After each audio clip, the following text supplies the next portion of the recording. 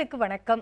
திங்கள் முதல் வெள்ளி வரை நட்சத்திர வேட்பாளர்கள் கிரீடம் யாருக்கு 2024 நாடாளுமன்ற தேர்தலில் அப்படிங்கிற நிகழ்ச்சியை நம்ம பார்த்து கொண்டிருக்கின்றோம். இன்று இடம்பெறக்கூடிய தொகுதி தேனி தொகுதி. இது ஒரு நட்சத்திர தொகுதியாகவும் இதில் நிற்கக்கூடிய வேட்பாளர்கள் நட்சத்திர வேட்பாளர்களாகவும் பார்க்கப்படுகிறார்கள். திமுகவில் இருந்து தங்க தமிழ்ச்செல்வன் அவர்கள், அமமுகவில் இருந்து டிடிவி தினகரன் அவர்கள், அதிமுக சார்பில் நாராயணசாமியும், நாம் தமிழர் கட்சியின் சார்பில் மதன் ஜெயபாலும் வேட்பாளர்களாக களமிறங்கியிருக்கிறார்கள். இதுல டிடிவி தினகரன் பாஜகவுடைய கூட்டணியில் ஒரு வேட்பாளராக களமிறங்கியிருக்கிறார். திமுகலேருந்து பார்த்தோம் அப்படின்னா தங்க தமிழ்ச்செல்வன், ஏற்கனவே அதிமுக, அமமுக, அடுத்து திமுகவில் இவர் களம் காண்கிறார். ஆக இவங்களுடைய வெற்றி வாய்ப்பு எப்படி இருக்க போகிறது? யாருக்குமான போட்டி? எத்தனை முனை போட்டி இது? இப்ப 4 முனை போட்டியாக இருக்குமா, அல்லது இவர்களுக்கு மட்டும்தான் இடையில் போட்டி அப்படிங்கிற ஒரு சூழல் இருக்குதா அப்படிங்கிறத நம்ம பார்க்கலாம். தேனி தொகுதியில உள்ள எதிர்பார்ப்புகள், அந்த மக்களிடையே உள்ள எதிர்பார்ப்புகள் என்ன, குறைகள் என்ன அப்படின்னு பார்த்தோம்னா, முல்லை பெரியாறு அணையின் நீர்மட்டத்தை 152 அடியாக உயர்த்துறது அப்படிங்கிறது அவங்களுடைய, உயர்த்த வேண்டும் அப்படிங்கிறது அவங்களுடைய எதிர்பார்ப்பாக இருக்கிறது. சபரிமலை திண்டுக்கல் ரயில் பாதை அமைத்து தருவது, ஆண்டிப்பட்டி தாலுகாவில் உள்ள நெசவாளர்களின் நீண்ட நாள் கோரிக்கையான விசைத்தறி பூங்கா மத்திய அரசுடைய திட்டம், இதை செயல்படுத்துவது, இது போன்ற நிறைய விஷயங்களை இவர்கள் குறிப்பிடுகிறார்கள். தேனி தொகுதியை பற்றி பேசுவதற்காக இதுல யாருக்கான வெற்றிக்கு வாய்ப்புகள் இருக்கு, கிரீடம் சூடப்போவது யார் போன்ற பல விஷயங்களை விவாதிப்பதற்காக அரசியல் விமர்சகர் திரு வாஷிங்டன் சுரேஷ் அவர்களும், அரசியல் செயற்பாட்டாளர் திரு மதுர் சத்யா அவர்களும் இணைந்திருக்கிறார்கள். வணக்கம். தேனி தொகுதி, இதை பற்றிய உங்களுடைய பார்வை. தங்க தமிழ்ச்செல்வன், டிடிவி தினகரன். இது எக்ஸப்ஷனல். ஏன் அப்படின்னா, இப்போ நம்ம பொதுவாக என்ன சொல்லிக்கிட்டு இருக்கோம் அப்படின்னா, எல்லா தொகுதிக்கும் பார்த்த தொகுதி இல்லை பொதுவாக வெளியே பேசுகிற தொகுதியும் பார்த்தீங்கன்னா திமுகவுக்கும் அதிமுகவுக்கும் தான் போட்டிய வழியே பாஜகவுக்கும் திமுகவுக்கும் போட்டி இருப்பது போல் அவங்க பின்பத்தை கட்டி எழுப்புறாங்க அப்படின்னு சொல்லிக்கிட்டு இருக்கோம். ஆனால் இங்கே இந்த தொகுதியில் என்னை பொறுத்த வரைக்கும் உண்மையாகவே போட்டி பாஜக தரப்பில் நிற்கிற டிடிவி தினகரனுக்கும் தங்க தமிழ்ச்செல்வனுக்கும் தான் அப்படின்றத பார்க்குறோம். இதில் கூடுதலாக என்ன அப்படின்னா, அவங்க 2 பேருமே ஒரு காலத்தில் ஒன்றா இருந்தவங்க அப்படிங்கிறதும் இது ஒரு இன்ட்ரெஸ்டிங்கான ஒரு தொகுதி ஆகுது. அப்படி இருக்கும்போது பார்த்திங்கன்னா, இது டவுன் டு கடைசியாக எங்கே நிற்குது அப்படின்னா, அந்த சாதி ஈக்குவேஷன்ஸ், இதில் இருக்கிற எந்த சமூகத்து மக்கள் யாருக்கு ஓட்டு போடுவாங்க அப்படிங்கிறதெல்லாம் இருக்குது. இங்கே நிர்ணயிக்கிறது அந்த சமூகம் சார்ந்த வாக்குகள் பெருவாரியாக இருக்குது. ஆனால் நம்ம இந்த தேர்தலில் என்ன தெரிஞ்சுக்க போகிறோன்னா, அது மட்டுமே ஃபேக்டர் கிடையாது அப்படிங்கிறதையும் இந்த தேர்தல் நம்மளுக்கு பாடம் கற்பிக்க போகுது அப்படின்னு நான் ஊகிக்கிறேன். ஏன் அப்படின்னா, இப்போ அதிமுக பார்த்தீங்கன்னா, அந்த இப்போ முக்குளத்து சமூக மக்கள் தான் அதை மையமாக வச்சு தான் இப்போ டிடிவி தினகரன் அவர்கள் பிரச்சாரமும் இருக்குது. திமுக தரப்பில் இதை கேண்டிடேட்டாக இருக்கவரும் அந்த சமூகத்தை சேர்ந்தவர் தான். அதிமுக அது இல்லாமல் ஒருத்தரை சூஸ் பண்ணுறாங்க. அது என்ன அப்படின்னா, இப்போ உத்தரப்பிரதேஷ், பீகாரில் பிஜேபியின் ஃபார்முலா அது. இப்போ யாதவர் ஆர்ஜேடி நிற்க வைக்கிறாங்க அப்படின்னா, யாதவர்கள் இல்லாத ஓபிசி எல்லாத்தையும் ஒரு இதில் கன்சல்டேட் பண்ணுறது, அந்த மாதிரியான ஸ்ட்ராட்டஜியை ஏடிஎம்கே கையில் எடுத்துருக்காங்க அப்படின்றத பார்க்குறோம். அது செல்லுபடி ஆகுமா? இப்போ அதிகமான ஒரு சமூகத்தை சார்ந்த வாக்குகள் அதிகமாக இருக்கு, அதுக்கு எதிர்மறையா நீங்க ஒருத்தர் நிற்க வைக்கிறீங்க அப்படின்னா, இப்போ 2 ஈக்குவலா இருந்ததுன்னா இதுக்கு இல்லாதவங்களை கன்சல்டேட் பண்ண முடியும். ஆமா, இப்ப ஒரு முக்குளத்தோர் வாக்குகள், நம்ம ஓப்பனா சொல்லுவோமே, முக்குளத்தோர் வாக்குகள் அதிகமா இருக்கு ஒரு பக்கம்ங்கிறீங்க, அதனாலதான் தங்க தமிழ்ச்செல்வனும் டிடிவி தினகரனுங்கிறீங்க. அப்ப குறைவாக இருக்கக்கூடியவை எப்படி நீங்க நாராயணசாமியை நிறுத்துவாங்க? குறைவாக அப்படின்னு பாத்தீங்கன்னா, இப்போ எல்லாத்தையும் சேர்த்து இப்போ ஒரு 30% வரைக்கும் முக்குளத்து மக்கள் அங்க இருக்கிறாங்க அப்படின்னா, மிச்சம் 70% வாக்குகள் இருக்கு. அதை எப்படியே கன்சால்டேட் பண்ணலாம், அதிமுக ஒரு ஸ்ட்ராட்டஜி பண்ணலாம். ஆனால் அதில் பிழை என்ன அப்படின்னா, அவங்க கூட்டணியில் இல்லை, அப்போ இந்த ஸ்ட்ராட்டஜி ஒர்க் ஆகாது அப்படின்றதையும் பார்க்குறோம். இப்போ பாஜகவும் அதிமுகவும் கூட்டணியில் இருந்தால் இந்த ஸ்ட்ராட்டஜி ஒர்க் ஆகிருக்கும். அதுதான் அவங்களுக்கு பீகார்லேருந்து, உத்தரப்பிரதேஷ்லேருந்து, மத்திய பிரதேஷ்லேருந்து கை கொடுத்துருக்கு அப்படின்றத பார்க்குறோம். அது இங்கே தமிழ்நாட்டில் கூட்டணி இல்லாத சமயத்தில் எடுபடாது அப்படின்றத பார்க்குறோம். அதனால தான் அவங்கள போட்டியிலிருந்து வெளியே வச்சுருக்கிறோம். அதுலேயும் என்ன அப்படின்னா, இப்போ இந்த முக்குளத்து மக்கள் சாராத பெரிய வாக்கு வங்கிகள் அப்படின்னு பார்த்தீங்கன்னா, நீங்கள் இஸ்லாமியர்கள் இருக்கிறாங்க, இஸ்லாமியர்கள், கிறிஸ்தவர்கள் இருக்காங்க, 5% இருக்கிறாங்க. இவங்க உறுதியாக இந்தியா கூட்டணிக்கு தான் ஓட்டு போடணும் அப்படின்ற நிலைப்பாட்டில் இருக்கிறாங்க. அப்படின்னும் போது அங்கே அதிமுகவுக்கு புதுசாக ஓட்டு வாங்குறதுக்கு இன்னும் கிடையாது, வாய்ப்புகள் கிடையாது. இங்கே உள்ளுக்குள்ளே இருக்கிற இப்போ கான்ஸ்டிட்யூன்ஸில் இருக்கிற பிரச்சனை, இந்தியா கூட்டணிக்கு தான் போடணுமா இல்லை மோடியை தவிர்த்து போடணுங்கிற ஒரு, மோடியை தவிர்த்து போடணும். ஆனால் இப்போ மக்களுக்கு எப்படி அப்படின்னா, அதிமுகவின் பிரச்சாரம் இப்போ தான் அவங்க செப்டம்பரில் தான் கூட்டணியை விட்டு வெளியே வந்திருக்காங்க. அவங்க செப்டம்பர் வரைக்கும் என்ன சொல்லிட்டு இருந்தாங்கன்னா, சிஏஏனால யாருக்கு பாதிப்பு அப்படின்னு கேட்டிருந்தாங்க. அப்புறம் சிஏஏக்கு நாங்கள் ஆதரவு தெரிவிக்கல அப்படின்னு சொன்னாங்க. கடைசியில் 3ஆம் கட்டமாக இப்போ வந்து போன வாரம் வந்து ராஜேந்திர பாலாஜி பேசும்போது என்ன சொல்லிட்டாருன்னா, அப்போ எங்களுக்கு இரட்டை தலைமை இருந்தது, அதனால் எங்களால் சரியாக முடிவெடுக்க முடியல அப்படின்னு ஒரு பேட்டியில் சொல்கிறார். அப்போ நீங்கள் மொத்த ப்ளேமையும் தூக்கி ஓபிஎஸ் தலையில் எழுதிட்டீங்க. அப்படின்னு இருக்கும்போது இஸ்லாமியர்கள் பெருசாக பாதிக்கிற இல்லை மைனாரிட்டிஸை பெருசாக பாதிக்கிற எந்த ஒரு கொள்கைக்கும் திட்டமான கொள்கை முடிவு அப்படிங்கிறது இப்போ வரைக்கும் நீங்கள் வந்து வரலை அப்படிங்கிறத பார்க்குறாங்க. அதனால் இஸ்லாமியர்களுக்கும் கிறிஸ்தவர்களுக்கும் தெரியுது இந்தியா கூட்டணி தான் நமக்கான கூட்டணி அப்படின்னு அவங்க பர்சீவ் பண்ணுறாங்க. அது ஒரு பக்கம் இருந்தாலும் இப்போ கான்ஸ்டியூவன்சி அப்படின்னும் போது திமுகவுக்கு இப்போ நிறைய குறைகள் இருக்குது, கோரிக்கைகள் இருக்குது அப்படின்றத தாண்டி அவங்களால வந்து இது அப்படின்னு கை காட்டி இந்த திட்டங்கள் எங்களால் நிறைவேறிருக்கு அப்படின்னு சொல்ல முடியுது. இப்போ உதாரணத்துக்கு பார்த்தீங்கன்னா பெரியகுளம், உத்தமபாளையம் இங்கெல்லாம் வந்து மருத்துவமனைகள் 8 கோடி 4 கோடி செலவில் வந்து அப்கிரேட் பண்ணப்பட்டிருக்கு. Speciality hospitals ஆக்கப்பட்டிருக்குது. போடியில் வந்து செக் டேம் அணைக்கட்டுகள் வந்து கட்டப்படுவதாக திட்டங்கள் வந்து துவக்கப்பட்டிருக்கு. இந்த மாதிரி பல திட்டங்கள் வந்து அவங்க வந்து காட்ட முடியுது, கண்ணெதிரே காட்ட முடியுது, இது எங்களால் வந்திருக்கு பாருங்கள் அப்படின்னு காட்ட முடியுது. அதனால தான் நான் சொன்னேன் அப்படின்னா இந்த தேர்தலில் வெறும் சமூக வாக்குகள் மட்டும் வந்து தீர்மானிக்க போகிறது கிடையாது.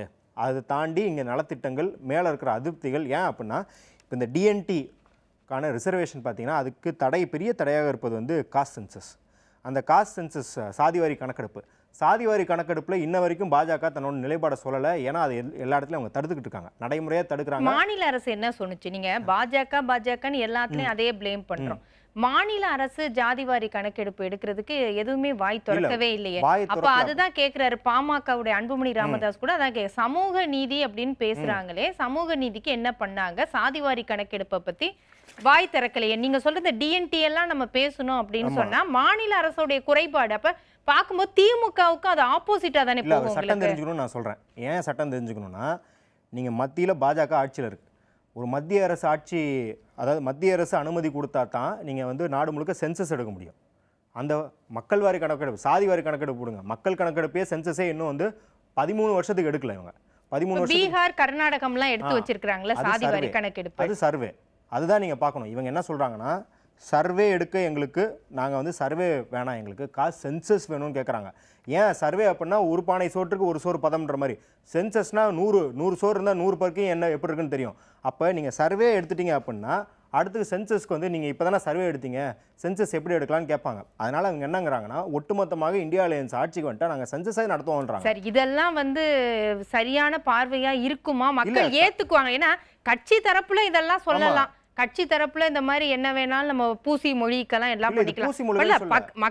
மக்கள் பாக்குறாங்கன்னா அவங்களுக்கு வந்து டிரான்ஸ்பரன்சி, வெளிப்படைத்தன்மை, இதுதான் இது அப்படிங்கிற மாதிரி வேணும். பீகார்ல சர்வேவோ சென்செக்ஸோ பீகார்ல எடுக்கிறாங்க, கர்நாடகால எடுக்கிறாங்க. ஏன் நம்ம தமிழ்நாட்டுல அதை பத்தி வாய் திறக்க மாட்டேங்கிறாங்க? என்ன பிரச்சனை? அடுத்து டிஎன்டி சொன்னீங்க, இப்ப அந்த சீர்மரபினரும் வந்து ஒரு பிரச்சனை வருது. டிஎன்டி நாங்க கொடுத்துருக்கோம் ஆனா அரசாணை இன்னும் வெளியிடப்படல அப்படின்னு அந்த சங்கங்களும் சொல்றாங்க. அதனால இதெல்லாம் மாநில அரசு திமுகவுக்கு எதிராக ஒரு அதிருப்தி அப்படின்னு நம்ம எடுத்துக்கலாம். அதெல்லாம் சரி. இதெல்லாம் நீங்க பண்ணீங்கன்னா இப்ப ஓபிஎஸ் நம்ம வந்து ரவீந்திரநாத் அப்போ 2019 அதிமுக எல்லா இடங்கள்லயும் தோக்குறாங்க நாடாளுமன்ற தேர்தல்ல. ஆனா தேனியில பார்த்தா ஓபிஎஸ் உடைய மகன் ஓபி ரவீந்திரநாத் வர்றாரு. இப்ப இவர் தொகுதியை விட்டு கொடுத்திருக்கிறாரு டிடிவிக்கு அப்படின்னு டிடிவியே சொல்றாரு. அப்ப இது அவங்களுடைய கோட்டையாக கைமாறுதா? இல்ல, கண்டிப்பாக அவங்களோட ஸ்ட்ரென்த் அப்படின்னு தான் நினைக்கிறாங்க. அதனாலதான் டிடிவிக்கு விட்டு கொடுக்கப்படுது ஒண்ணு. இன்னொன்னு ஓபி ரவீந்திரநாத் அவர்களுக்கு பெரிய அதிருப்தி இருக்குது அப்படிங்கிறத பாக்குறோம். அதனாலதான் விட்டு கொடுக்குறாரு. இல்லைன்னா அவர் வந்து 5 வருஷம், இப்ப நான் வந்து ஆராசா பத்தி பேசுறோம், கனிமொழி பத்தி பேசுறோம், 5 வருஷம் அவங்க பயங்கரமான வந்து நலத்திட்டங்களை பண்ணியிருந்தாங்க. மக்கள் செல்வாக்கு இருக்குன்னா அவங்க விட்டு கொடுக்குன்ற அவசியம் கிடையாது. இன்னொரு பக்கம் என்ன அப்படின்னா இப்போ நீங்க வந்து 2019 அது ஓப்பனாகவே நம்ம சொல்லலாம், கேண்டிடேட் செலெக்ஷன் தவறானது. இப்போது காங்கிரஸ் திமுக கூட்டணியோட கேண்டிடேட் செலெக்ஷன் தவறானது அப்படின்றது இருந்தது. பிரச்சாரத்திலும் இளங்கோவனே தவறா அது அவர் தனி மனிதராக சொல்லல, அவர் வேற தொகுதியில் எங்கேயாவது நிறுத்திருக்கலாம்.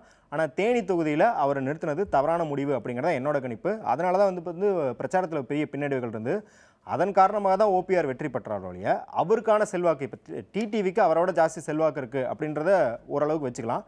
ஆனாலும் நான் என்ன சொல்கிறேன் அப்படின்னா இப்போ பாஜகவோட கூட்டணி அப்படின்றது வந்து இவங்களுக்கு வந்து ஒரு பாதிப்பு அப்படிங்கிறேன். நான் பின்னடைவாக போகும். அதை தான் இப்போ இந்த டிஎன்டி இந்த சாதிவாரி கணக்கெடுப்புலாம் சொன்னதுக்கு காரணம் என்ன அப்படின்னா இப்போ நீங்கள் அது ஏற்கனவே நீங்கள் திமுக மேலே அதிருப்தி அப்படின்னு வச்சுக்கலாம். நான் வந்து என்னோட நிலைப்பாடு சென்சஸ்க்கு வெயிட் பண்ணணும், சர்வே தேவையில்லை அப்படிங்கிறதான் என்னோட நிலைப்பாடு.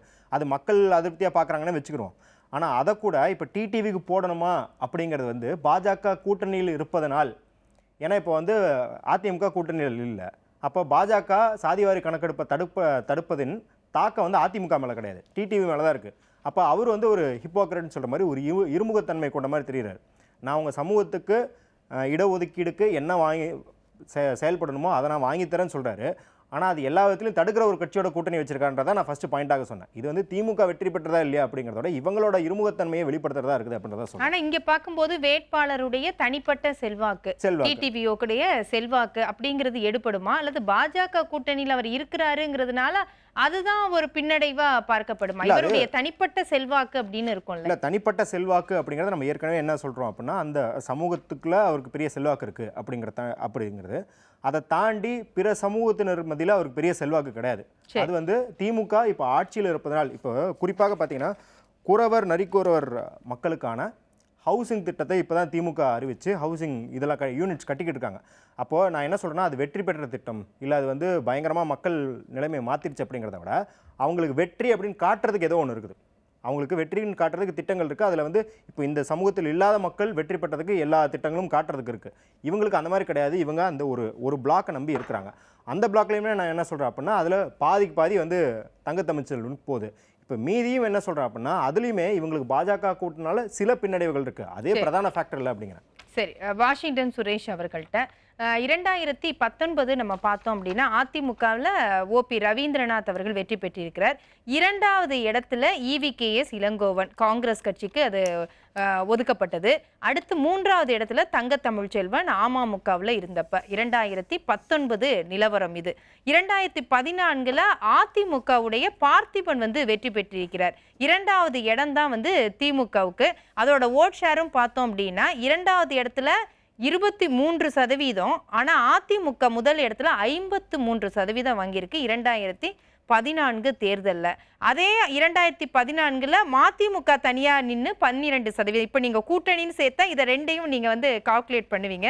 எப்படி இருக்கிறது தேனி தொகுதி? அவர் சொன்ன மாதிரி ஒரு ஸ்டார் கேண்டிடேட் டிடிவி தினகரன் நிற்கிறாரு. அதுல எந்த விதமான மாற்று கருத்தும் கிடையாது. அவருக்குன்னு ஒரு தனி கரிஸ்மா இருக்கு.